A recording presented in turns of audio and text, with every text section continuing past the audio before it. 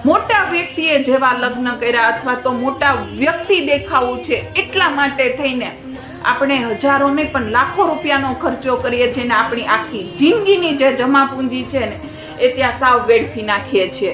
જેમની આગળ નથી ને એ લોકો પણ વ્યાજેથી પૈસા લઈને સાવ પૈસાનો ધુમાડો કરી રહ્યા છે અને પછી આખી જિંદગી એ વ્યાજ ભરવામાં કાઢી નાખશે. આ મોટામાં મોટી આપણી મૂર્ખતા છે. એ કરતા તો બેસ્ટ છે કે તમારી આગળ જો પૈસા છે તો એ પૈસા તમારા દીકરીના નામે અથવા તો દીકરાના નામે મૂકી દો. ઇન ફ્યુચર એ લોકોને પણ કામ લાગશે.